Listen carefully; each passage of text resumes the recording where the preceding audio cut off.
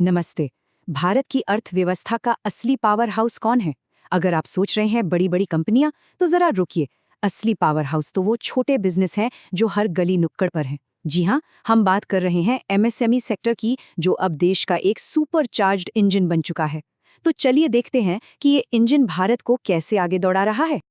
आप जरा इस नंबर पे गौर कीजिए, 45.73%। ये कोई छोटा मोटा आंकड़ा नहीं है।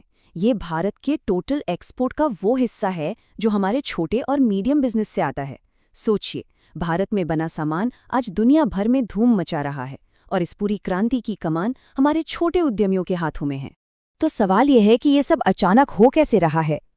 इसका जवाब छिपा है एक बहुत बड़े सरकारी फैसले में। एक ऐसा फैसला जिसने एमएसएमई की परिभाषा को ही पूरी तरह से बदल दिया है और विकास का एक नया ब्लूप्रिंट तैयार किया है। तो चलिए सीधे मुद्दे पर आते हैं। आज की तारीख में एक एमएसएमई का मतलब क्या है? हाल के बजट ने इस परिभाषा में एक क्रांतिकारी बदलाव किया है, और ये समझना बहुत जरूरी है कि आखिर ये बदलाव इतना बड़ा गेम चेंजर क्यों है। ये देखिए, सरकार ने इन्वेस्टमेंट और टर्नओवर दोनों की लिमिट्स बढ़ा दी हैं। मतलब अब एक माइक्रो यूनिट 2.5 करोड़ के इन्वेस्टमेंट और 10 करोड़ के टर्नओवर तक मानी जाएगी। एक स्मॉल यूनिट 25 करोड़ के इन्वेस्टमेंट और 100 करोड़ के टर्नओवर तक, और एक मीडियम यूनिट 125 करोड़ के इन्वेस्टमेंट और 500 करोड़ के टर्नओवर तक एमएसएमई कहलाएगी। इसका मतलब बहुत साफ है, अब ज्यादा से ज्यादा बिजनेस एमएसएमई के दायरे में आएंगे, और इससे उन्हें मिलेगा सरकारी योजनाओं का फायदा, सस्ते लोन और भी बहुत कुछ, जो उन्हें सचमुच रॉकेट की रफ्तार से आगे बढ़ने में मदद करेगा। अब बात करते हैं उस मास्टर प्लान की जो सरकार ने इस इंजन में फ्यूल भरने के लिए बनाया है। ये एक 20 पॉइंट का एक्शन प्लान है जिसमें हर छोटी बड़ी जरूरत का ध्यान रखा गया है। किसी भी बिजनेस की जान क्या होती है? पैसा। बिल्कुल सही। और सरकार ने सबसे बड़ी जरूरत को पूरा करने के लिए कुछ जबरदस्त कदम उठाए हैं। सबसे बड़ा गेम चेंजर, बिना गारंटी वाले लोन की लिमिट को सीधा डबल कर दिया गया है। अब एमएसएमईज 10 करोड़ रुपए तक का लोन बिना कुछ गिरवी रखे ले सकते हैं। सोचिए, इससे फंड जुटाना कितना आसान हो गया होगा। और सिर्फ यही नहीं, जो सबसे छोटे बिजनेस हैं यानी माइक्रो यूनिट्स, उनके लिए एक नया एमएसएमई क्रेडिट कार्ड भी लॉन्च किया गया है। 5 लाख रुपए की लिमिट के साथ ये उनके रोजमर्रा के खर्चों के लिए एक बहुत बड़ी राहत है। यही नहीं, सरकार ने फंड ऑफ फंड्स में 10,000 करोड़ रुपए और डाले हैं। इसका सीधा मतलब है कि अब एमएसएमईज को बिजनेस में हिस्सेदारी के बदले पैसा मिलेगा, ताकि वो सिर्फ लोन पर निर्भर ना रहें और अपने बिजनेस को सचमुच आसमान तक ले जा सकें। पैसा तो आ गया, लेकिन अब आगे क्या? अगला मिशन है भारतीय एमएसएमईज को ग्लोबल स्टेज पर ले जाना, उन्हें दुनिया के बाजारों से कनेक्ट करना। और इसके लिए सरकार पूरी तैयारी में है। जो एक्सपोर्ट कर रहे हैं उन्हें 20 करोड़ तक का खास लोन मिल रहा है। नई इंटरनेशनल ट्रेड अग्रीमेंट्स में एमएसएमई प्रोडक्ट्स को प्रायोरिटी दी जा रही है।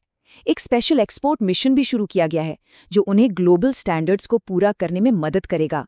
और तो और, विदेशों से पेमेंट जल्दी पाने के लिए नए तरीके भी अपनाए जा रहे हैं। अब आते हैं प्लान के तीसरे और आखिरी हिस्से पर, सिस्टम को आसान बनाना और लोगों को सीधे ताकत देना।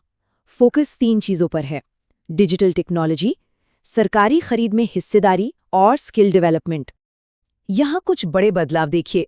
उद्यम पोर्टल को ओएनडीसी से जोड़ दिया गया है, यानी छोटे कारोबारियों के लिए एक बहुत बड़ा ऑनलाइन मार्केट खुल गया है। सरकारी कंपनियों को अब अपनी 25% खरीदारी छोटे उद्यमों से ही करनी होगी, ये मैंडेटरी है। पीएम विश्वकर्मा योजना के तहत लाखों कारीगरों को मॉडर्न टूल्स मिल रहे हैं। और हाँ, बेकार के कानूनों को हटाने के लिए एक हाई लेवल कमेटी भी काम कर रही है। तो इन सब कोशिशों का नतीजा क्या निकला? चलिए अब उन आंकड़ों पर नजर डालते हैं जो बताते हैं कि एमएसएमई सेक्टर असल में कितना बड़ा पावर हाउस बन चुका है। देश की कुल जीडीपी का 30% से भी ज्यादा हिस्सा एमएसएमई सेक्टर से आता है। यह हमारे अर्थव्यवस्था की रीढ़ की हड्डी है, जो बिना कोई शोर मचाए देश को लगातार मजबूती दे रहा है। और जब बात आती है नौकरियों की, तो ये आंकड़ा सुनिए। खेती के बाद एमएसएमई सेक्टर ही है जो सबसे ज्यादा रोजगार देता है, लगभग 28 करोड़ लोगों को। ये सिर्फ इकोनॉमी ही नहीं, बल्कि हमारे समाज की स्थिरता के लिए भी बहुत जरूरी है। सरकार के एक और बड़ी कामयाबी ये है कि आज 7.3 करोड़ से ज्यादा बिजनेस उद्यम पोर्टल पर रजिस्टर्ड हैं, यानी अब वो फॉर्मल इकोनॉमी का हिस्सा हैं। इसका मतलब है कि उन तक सरकारी मदद पहुंचाना पहले से कहीं ज्यादा आसान हो गया है। तो ये तो हुई आज की बात, लेकिन भविष्य कैसा दिखता है? चलिए अब देखते हैं कि 2030 के लिए इस सेक्टर के क्या बड़े लक्ष्य रखे गए हैं। लक्ष्य देखिए कितने बड़े हैं।